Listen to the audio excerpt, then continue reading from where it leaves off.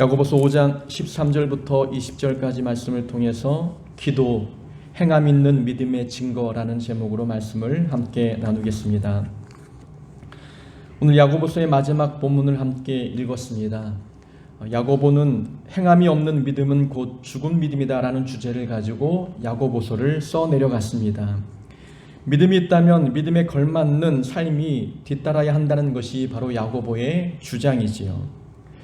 믿음과 삶이라는 주제는 이 야고보서에만 강조되고 있는 것은 아닙니다. 신약성경 전체가 믿음과 삶의 관계, 또 믿음이 있으면 삶도 따라야 된다라고 하는 이 주제를 가지고 신약성경 전체가 흘러가고 있습니다. 신약성경의 구조를 한번 보면 이렇습니다. 복음서가 4권이 있고 역사서는 1권이 있고 그리고 계시록이 1권입니다. 그리고 나머지는 모두 서신서로 구성이 되어 있습니다. 신약성경의 구조는 구약성경의 구조와 사뭇 다릅니다. 구약성경은 많은 분량을 차지하고 있는 권이 역사서와 예언서입니다. 여기에는 의미가 있지요. 왜 구약성경에는 역사서와 예언서가 많은가? 이 구약성경은 오실 예수님에 대한 이야기를 다루고 있습니다. 예수님이 이 땅에 오셨는데 그 예수님이 하나님께서 말씀하셨던 그 다윗의 후손이 맞느냐? 그것을 증명하기 위해서는 이스라엘의 역사가 매우 중요한 겁니다. 다윗의 후손을 통해서 이 땅에 오신 그 예수님, 역사적인 근거가 있는 분이냐라는 것을 증명하기 위해서 구약성경은 역사서가 중요한 겁니다. 또한 예수님의 이 땅에 오심이 하나님께서 선지자를 통해서 예언하셨던 바로 그분이 맞는지를 증명하기 위해서 또 예언서도 매우 중요한 비중을 차지하고 있습니다. 근데 신약성경은 이미 오신 예수님을 믿고 있습니다. 그럼 예수 믿는 성도들이 이 땅에서 어떤 삶을 살아야 되는지 이게 더 중요한 겁니다. 그럼 이 서신서는 성도들이 이 땅에서 예수 믿는 삶을 살 때 어떤 기준과 또 어떤 방법을 가지고 살아야 되는지에 대한 교훈을 담고 있습니다. 그래서 신약성경은 서신서가 많은 겁니다. 이 모든 서신서의 중심 주제는 예수 믿는 성도의 믿음과 삶의 연관성, 그 관계성에 대하여 우리에게 말씀해 주고 있는 것이지요. 야고보는 흩어진 성도들에게 다양한 주제로 편지를 썼습니다. 야고보서 1장부터 쭉 보면은 대략 내용이 그렇습니다. 시험을 당했을 때 어떻게 대처해야 되는지, 교회 안에서 차별이 이루어졌을 때에 어떻게 대처해야 되는지, 혀를 다스리는 문제, 세상을 친구 삼지 말아야 하는 내용들, 서로 비방하지 말아야 되는 부분들, 부한 자들이 가난한 자를 착취하는 내용들, 이런 내용에 대해서 또 이런 상황에 대해서 믿음의 사람이 어떻게 하나님 앞에 바르게 서야 되는지에 대한 말씀을 해주고 있는 것이지요. 그 마지막 단계에 왔을 때 기도에 대한 내용을 야고보가 이야기하고 있습니다. 오늘 본문이 바로 기도가 주제인데 야고보는 그런 내용을 말씀하고 있는 거죠. 너희에게 믿음이 있느냐? 그 믿음이 있음을 어떻게 증명할 수 있느냐? 그 증명의 또 하나의 방법이 기도 생활이라는 겁니다. 예수 믿는다고 하면서 기도하지 않는다? 그러면 기도하지 않는 당신의 마음에 믿음이 있느냐라고 묻고 있는 겁니다. 믿음은 하나님을 향한 믿음입니다. 하나님의 살아계심을 믿는 것이 믿음이고 하나님의 능력을 믿는 것도 믿음입니다. 하나님 살아계심을 알고 있고 그 능력을 믿고 있는데 기도하지 않는다? 죽은 믿음이라는 겁니다. 야고보가 말하는 것은 믿음이 있다면 반드시 기도하게 되어 있는 겁니다. 믿음 있는 사람은 반드시 기도하게 되어 있다는 것을 우리에게 가르쳐주고 있는 것이지요. 기도는 믿음의 성도들이 갖추어야 할 가장 기본적인 신앙의 덕목입니다. 기도는 신앙의 고수들이 할 수 있는 것이 아니라 믿음을 소유한 모든 사람들이라면 누구나 다 기도해야 되는 것이 마땅하다라는 것, 야고보가 우리에게 가르쳐주고 있는 교훈입니다. 가끔 유튜브를 통해서 축구에 관한 동영상을 봅니다. 어떤 축구 유튜브를 보니까 한 아마추어 선수가 세미 프로 선수단에 들어가서 훈련하고 있는 내용을 동영상으로 찍어서 보여줍니다. 이 아마추어 선수는 한 번도 선수의 세계에 몸을 담가본 사람이 아니었습니다. 그저 동네 축구만 하는 사람이었는데 축구 실력이 워낙 뛰어나다 보니까 본인 스스로가 진짜 선수들과 비교해 봐서 어떤 능력을 갖고 있는지를 좀 테스트하고 싶었던 모양입니다. 그래서 세미 프로 구단에 들어가서 선수들과 함께 이제 훈련을 하는 겁니다. 프로 축구의 어떤 구조를 보면 K1, K2 리그를 프로 리그라고 하고 K3, K4, K5를 세미 프로라고 하는 겁니다. 이 아마추어 선수가 K4 구단에 들어가서 하루 훈련하는 일상을 좀 보여주었어요.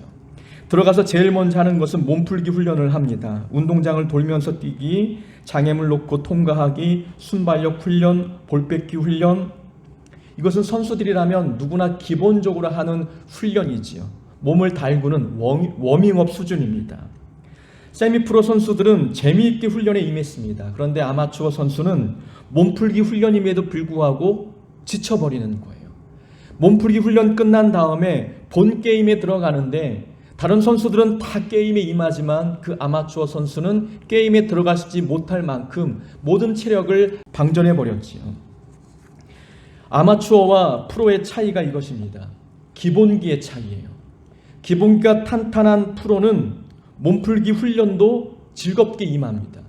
근데 기본기 자체가 되어 있지 않는, 실력이 갖춰져 있지 않은 아마추어 선수는 간단한 워밍업 훈련임에도 불구하고 그 훈련 자체가 벅찬 거예요. 근근히 따라가는 겁니다. 억지로 끌려가게 되는 모습을 보여주고 있는 것이지요. 이것이 바로 기본기의 차이, 실력이 있고 없고의 차이입니다. 이것이 믿음에 적용해 보면 그렇습니다. 믿음이 있는 사람과 없는 사람의 차이, 기본기에서 차이가 나는 겁니다. 믿음 있는 사람은 기도하는 것, 성경 읽는 것, 주일 성수하는 것, 이건 너무나 즐거운 일입니다. 버거운 일이 아니에요. 믿음이 없는 사람은 믿음 있는 사람들이 기본적으로 하는 것들조차 매우 어려워합니다. 하루에 24시간 중에서 시간을 일부분 떼어 하나님 앞에 기도하는 건 이게 너무나 힘든 겁니다. 1년 52주 주일 성수하는 것, 이게 믿음 없는 사람에게는 참으로 어려운 일이라는 겁니다. 우리는 1년 365일 주일이 되면 교회 나갑니다. 이거는 너무나 우리에게는 당연한 것 아닙니까? 이건 기쁜 일이에요. 어떤 이는 주일이 기다려지고 주일 예배 참여하는 그 마음이 기대감에 벅차오릅니다. 믿음의 기본기가 있는 사람들의 특징이라는 거죠. 믿음 자체가 없는 사람은 신앙의 기본 덕목인 기도 생활, 말씀 생활, 주일 생활 자체가 어렵다는 것을 우리에게 가르쳐주고 있습니다. 우리는 어떻습니까? 기도는 신앙의 기본적인 덕목입니다. 말씀드린 것처럼 신앙의 고수들이 하는 것 기도가 아니에요. 기도는 누구나 할 수 있는 것입니다. 우리에게 살아있는 믿음이 있기 때문에 신앙의 가장 기본적인 덕목인 기도하기, 성경 읽기, 예배 참석하기, 이 자체가 즐거움이 되고 기쁨이 되어야 합니다. 예수님도 항상 기도하셨습니다. 사역 전에도 기도하셨고 사역 후에도 기도하셨습니다. 예수님은 항상 기도하시던 시간이 있었고 장소가 있었습니다. 믿음 생활에서 기도가 기본기에 속하기 때문에 예수님은 우리에게 어떻게 기도해야 되는지 기도까지 가르쳐 주셨습니다. 기도는 호흡이기 때문에 그래요. 호흡하는데 숨차오르는 사람이 있습니까? 그냥 호흡하는 겁니다. 이거 기본적인 거라는 겁니다. 종교개혁가 마틴 루터는 기도를 새 생명의 호흡에 비유하면서 이렇게 말했습니다. 기도 없는 크리스천이 된다는 것은 호흡 없이 살아있는 것만큼이나 불가능하다. 기도 없는 크리스천이 되는 것은 호흡 없이 살아있는 것만큼이나 불가능하다. 호흡 없이 살아있는다는 것, 이건 불가능하지 않습니까? 살아있다면 호흡해야 되는 거예요. 그러니까 믿음이 있다면 기도해야 된다는 겁니다. 성도에게 기도는 호흡과 같은 겁니다. 힘들지 않은 거예요. 이건 당연히 살기 위해서 해야 된다는 것을 우리에게 말씀해 주고 있습니다. 오늘 본문이 바로 그 기도 생활에 대한 말씀을 주고 있습니다. 13절에 보니까 고난당하는 자가 있느냐 기도할 것이요 즐거워하는 자가 있느냐 찬송할지니라 말씀합니다. 자, 기도에는 세 종류가 있습니다. 간구하는 기도가 있고 고백하는 기도, 또 찬양의 기도가 있습니다. 자, 찬양도 기도라고 우리가 놓고 보면 고난 당할 때는 기도할 것이요 즐거워하는 자는 찬송할지라. 이 말씀을 보면 고난 당할 때 기도하는 것, 이건 간구의 기도일 확률이 높죠. 즐거운 일을 만나면 찬양의 기도를 해야 되는 겁니다. 어떤 상황을 만나도 우리는 무엇을 해야 됩니까? 기도해야 된다는 겁니다. 좋은 일을 만나도 기도해야 되고 나쁜 일을 만나도 기도해야 된다는 겁니다. 모든 상황에서 기도부터 할 것을 우리에게 말씀해 주고 있습니다. 어떤 사람은 고난을 만나면 하나님을 원망합니다. 즐거운 일을 만나면 세상이 너무 좋아 하나님을 떠나버립니다. 이런 사람에게는 모든 상황이 신앙의 걸림돌이 되지요. 나쁜 일이든 좋은 일이든 모든 상황이 하나님과 멀어지게 되는 계기가 됩니다. 그러나 어떤 사람은 고난 속에서 기도하고 즐거운 일을 만나도 찬송합니다. 어떤 상황이 다가와도 그 상황을 하나님과 교제하는 기회로 삼는 겁니다. 이런 사람에게는 나쁜 일도 은혜가 되고 좋은 일도 감사가 됩니다. 모든 상황에서 기도부터 하는 사람은 모든 상황이 하나님과 관계를 맺는 기회가 됩니다. 우리는 어떻습니까? 고난과 즐거운 일, 이 고난 속에도 유혹이 있고 즐거운 일 속에도 유혹이 있습니다. 즐거운 일만 만나면 내가 하나님 잘 섬길 수 있겠다라고 생각하지만 즐거운 일 안에도 사단의 유혹이 도사리고 있다는 겁니다. 그래서 즐거운 일을 만날 때 기도하기 매우 어렵다는 거예요. 다윗은 골리앗을 만났을 때 하나님께 기도했고 싸워 승리했습니다. 그랬던 다윗이 왕이 된 뒤에 어떻게 행동합니까? 우리아의 아내 밧세바를 범하고 하나님께 죄를 짓지 않습니까? 오히려 왕의 자리에 올라가면 하나님께 감사하고 이 귀한 자리를 맡기신 하나님 앞에 감사하는 마음으로 충성을 다해야 되는데 오히려 죄를 범하고 맙니다. 고난 속에서는 기도했던 사람이 즐거운 일을 만나니까 오히려 죄를 범하고 말았습니다. 이스라엘의 자손들은 어떻습니까? 홍해바다 앞에서 고난을 만났습니다. 고난 속에서 불평하고 원망했습니다. 하나님이 홍해바다를 가르시고 그 마른 땅을 걷게 하시니 이 백성들이 하나님을 찬송했습니다. 이스라엘 자손은 다윗과는 반대되는 모습이었습니다. 고난 속에 원망하고 즐거운 일을 만나니까 찬양하지 않았습니까? 그러니까 우리는 환경에서 기도하지 않는 이유를 찾고 있다는 겁니다. 고난을 만나면 고난 때문에 기도하지 못한다. 즐거운 일을 만나면 그 즐거움이 너무 좋아 기도를 잊는다라고 생각하는 거예요. 근데 고난 속에서 기도하는 사람이 있고 즐거운 일 속에서도 기도하는 사람이 있다는 거예요. 환경의 문제가 아니라 그건 믿음의 문제라는 겁니다. 고난을 만날 때 기도하는 사람, 즐거운 일을 만나면 찬양하는 사람, 이것은 믿음과 관계 있음을 우리에게 말씀해 주고 있습니다.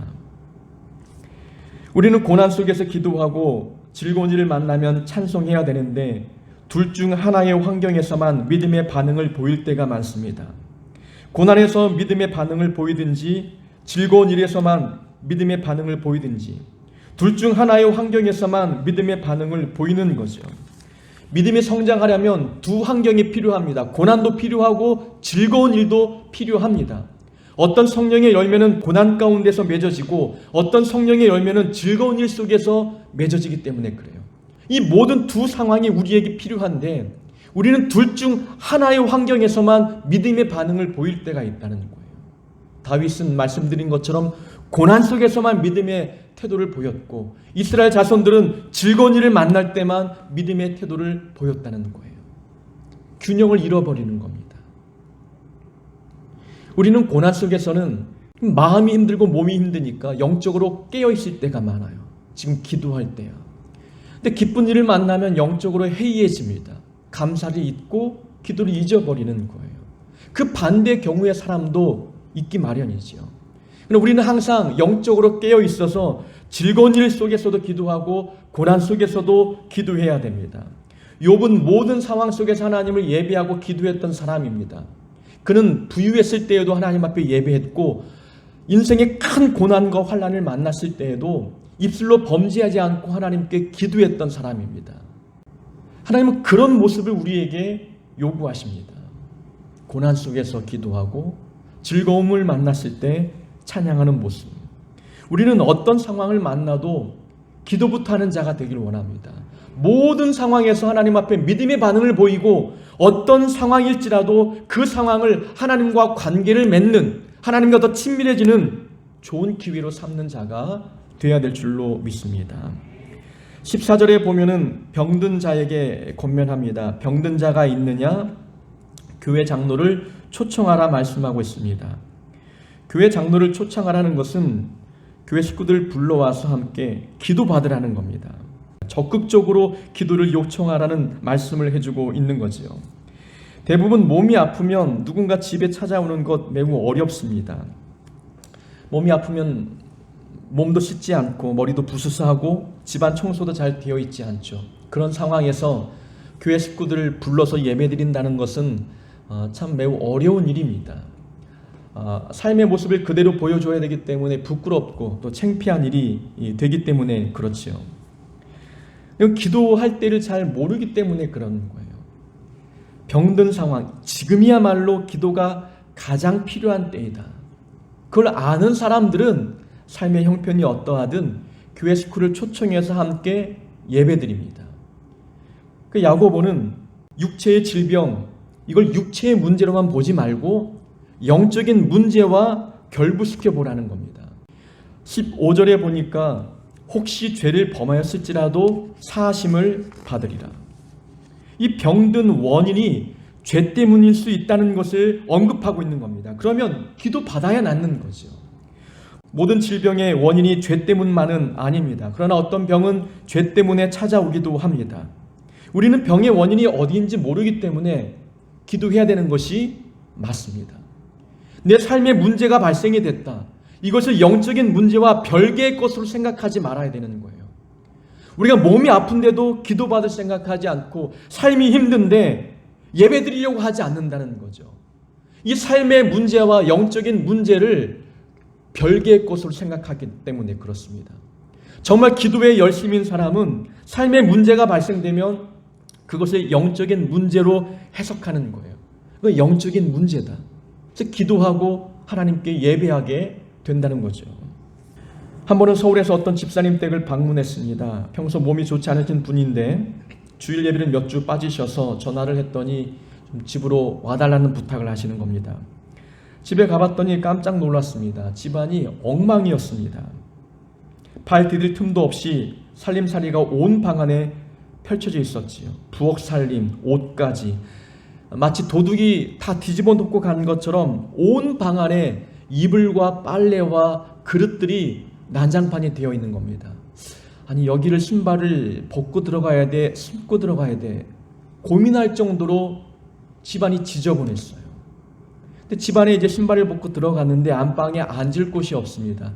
제가 옷까지 몇 개 개가지고 이렇게 좀 치워야 그나마 엉덩이 붙이고 앉을 만한 공간이 생길 정도였어요. 그만큼 온 집안이 난장판이 되어 있는 거예요. 사정을 들어보니까 비가 많이 왔는데 반지하다 보니 이 빗물이 집안에 많이 들어와서 이불도 그리고 또 빨래도 다 젖어버리는 거예요. 그걸 말리기 위해서 온 방 안에 다 깔아놓는 거죠. 저 같아도 그런 상황이면 목회자가 집에 찾아오는 것 꺼렸을 것 같습니다. 지금은 상황이 안 되니 다음에 오셨으면 좋겠습니다 라는 말을 하지 않겠습니까? 그런데 이 집사님은 절박했습니다. 간절했어요. 그분은 기도 아니고서는 살 수 없는 분이었습니다. 일찍 결혼해서 자녀 셋을 낳고 조금 살다가 곧 이혼을 당했습니다. 어린 딸 셋을 홀로 키워야 했으며 막내딸은 정서불안 장애가 있었습니다. 또 이 집사님은 당뇨가 있었고 갑상선 항진증으로 참 힘겨운 삶을 살고 있는 중이었습니다. 삶은 무기력했고 자신감도 없어서 직장도 구하지 못하는 거예요. 나라에서 주는 보조금을 가지고 세 딸을 키워가며 근근히 힘들게 사는 분이었습니다. 그런 상황에 비가 들이닥쳐서 온 집안 살림이 다 젖어버리는 거예요. 그런 상황이면 어떤 생각이 들겠습니까? 왜 내 삶은 이 모양일까? 그런 생각이 들면 절망하게 되고 삶을 포기하고 싶은 생각이 들지 않겠습니까? 그때 집사님은 기도를 택하는 거예요. 지금 세면을 따질 때가 아니었습니다. 지금은 기도 아니면 내가 살지 못한다는 절박함이 있었던 거예요. 삶의 무게가 무거워 영적으로 눌리면 언제든 포기해버리는 인생이 될 것 같기 때문에 기도하지 않으면 내가 삶을 포기할 것 같으니 지금 기도해야 되겠다라고 하는 간절함과 절박함이 있었어요. 삶의 문제를 영적인 문제와 별개의 것으로 생각하지 않는 거예요. 지금 내가 영적으로 깨어있지 아니하면 내 가정 어떻게 될지 모르겠다. 이 절박함이 있는 겁니다. 그러니 적극적으로 목회자를 초청하여 기도받는 모습을 보여준 거죠. 육체의 문제와 영적인 문제를 하나로 봐야 되는 거예요. 이 삶의 문제와 영적인 문제를 하나로 봐야 우리는 힘들 때, 절박할 때 기도가 나오는 겁니다. 이걸 별개의 것으로 보기 때문에 기도는 내가 필요할 때 하는 것, 상황이 좋을 때 사람을 초청해서 예배 드리는 것, 그런 식으로 우리가 생각해 버리게 된다는 거죠. 사도행전 6장에 보면은 초대교회에 구제 문제로 다투는 일이 있었습니다. 헬라파 과부와 히브리파 과부가 서로 다투었지요. 헬라파 과부들이 구제에서 불공평한 대우를 받았기 때문에 서로 싸움이 일어났습니다. 이때 12사도가 해결책을 내놓았습니다. 7 집사를 뽑아서 구제하는 일을 맡기고 자신들은 기도하는 일과 말씀에 전무하겠다라는 것이 그들의 해결책이었습니다. 자, 7 집사를 뽑은 목적은 무엇입니까? 공정한 분배를 하겠다. 이게 목적이 아니에요. 우리가 기도하고 말씀 사역에 전무해야 되는데 구제하는 일에 시간을 뺏기다 보니까 이 영적 사역에 소홀히 여기게 된 거예요. 그러니 7 집사에게 구제한 일을 맡기고 우리는 기도하고 말씀 사역에 전무하겠다. 7 집사를 뽑은 목적은 공정한 분배를 위한 것이 아니라 말씀과 기도에 더 전무할 시간을 벌기 위함이었던 겁니다. 그 12사도는 교회 다툼이 일어났다. 이 다툼을 그저 육체적인 먹을 것에 대한 불공정한 분배 때문이다. 그런 문제로 해석하지 않았어요. 이건 영적인 문제다라는 겁니다. 교회에 기도가 줄고 있고 말씀이 줄고 있기 때문에 교회에 분란이 있고 다툼이 있는 것이다. 이 교회의 육적인 문제를 영적인 문제와 별개의 것을 생각하지 않는 거예요. 이건 같은 거라는 겁니다.